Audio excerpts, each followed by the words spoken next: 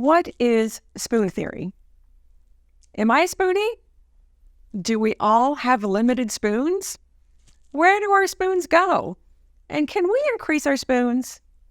In today's video, I'm going to answer all these questions. Hello, my dear friends, and welcome. I'm glad you're here. Have you heard of spoon theory? It's a metaphor that was introduced by Christine Miserandino in 2003 about physical and mental limitations that people with chronic illness face. She was trying to explain to a friend what it was like living with lupus.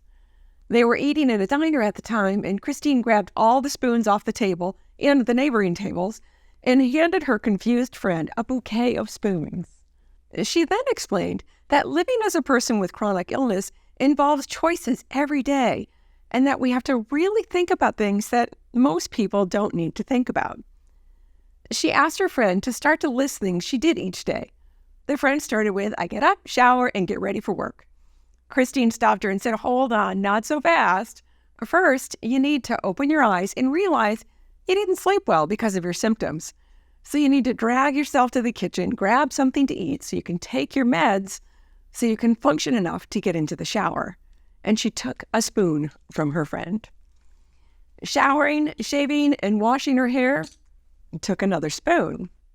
Getting dressed and making decisions on which clothing items would work for the day with the symptoms she was having, would take another spoon. Doing hair and makeup, took another spoon. And even the task of getting to work would take yet another spoon. Her friend was starting to get the idea. She was starting to run out of spoons, and she hadn't even gotten to work yet. Christine explained that she would need to plan her day carefully because when the spoons were gone, they're gone. She might be able to borrow spoons from the next day, but then she'd have a really tough day the next day. Everything in her day could use up spoons, like typing at her computer for too long or having to stand up on the train. At the end of the pretend work day, her friend had just one spoon left. And she still needed to eat dinner. She could make dinner, but she might not have the energy to eat it or to clean up after it. And what if she wanted to go out? Would she have enough spoons to drive home safely? What if she needed to clean her apartment or do errands that needed to be done?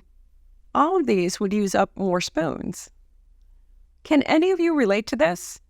Do you ever feel like you're running out of spoons in your day? Let me know in the comments below. Christine then explained to her friend that because of her lupus symptoms, she had to always be prepared and always have a plan, to always calculate how many spoons she may use and make decisions to not do something so she could make it to the end of her day. She had to learn how to slow down and learn how to say no to some things, including things she wanted to do, like going out with her friends or attending family events. The spoon theory is a great tool to help us explain to family and friends what it's like to live with chronic illness. The visual representation of physically running out of spoons helps people to understand that once they're gone, and we're done for the day. Am I a spoonie? Do I need to mind my spoon count? Yep, I do.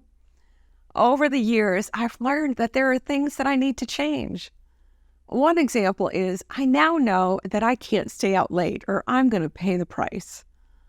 I have a set bedtime and will often leave parties and celebrations to get home to get a good night's sleep. My New Year's Eve, I ring it in at 10 p.m. But what if I told you we could regain some spoons, or slow down the loss of spoons, or possibly increase the number of spoons that we have per day? Before we get to how to do this, can I ask you a favor? Could you please like this video with the thumbs up under the video and subscribe to the channel? This is important for two reasons. First, it helps the channel and it helps it to reach more people. And second, it will help you to not miss any upcoming videos. Thanks.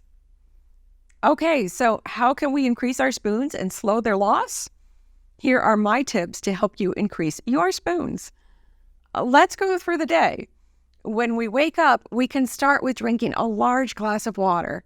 This will hydrate us, give us energy, and help our bladder and bowels. Eat a good breakfast that includes whole foods like oatmeal and berries.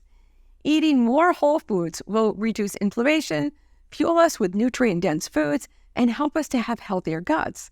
It'll also help us to avoid the pitfalls of eating highly processed foods full of chemicals, preservatives, and trans fats.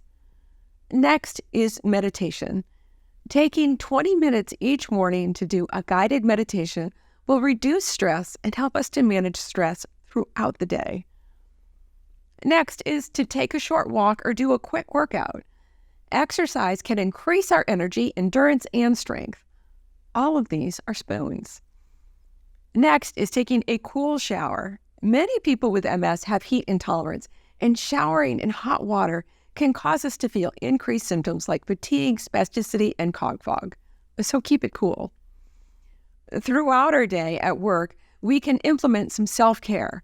We can take breaks frequently if we're able, continue to drink water, eat a good lunch like a giant salad with beans or tofu, and remember to take some mindful breaths if stressful situations come up. After work, eat a good dinner. Remember, everything we put in our mouths has the ability to help us or hurt us. Fueling our bodies with the most nutrient-dense foods possible is a great way to increase our spoons. Too tired to cook or you want to go out with friends to eat? No problem. Get takeout or go with your friends. When I go to restaurants, I typically look at the side dishes on the entrees on the menu. There are many that can be combined to make delicious plant-based meals. Just be careful to avoid fried foods or foods with a lot of fat. The bonus of going out with friends is the social connections we make. Interacting with our friends and having fun is definitely a way to improve our well-being and mood, thus increasing our spoons. In the evening, it's time to get ready to do the best thing we can do to increase our spoons, getting a good night's sleep. I recommend avoiding the news. It's toxic and stressful. Instead, watch something fun or uplifting, or read a good book, or play a game with the family. Do some light stretching before bed to reduce spasticity.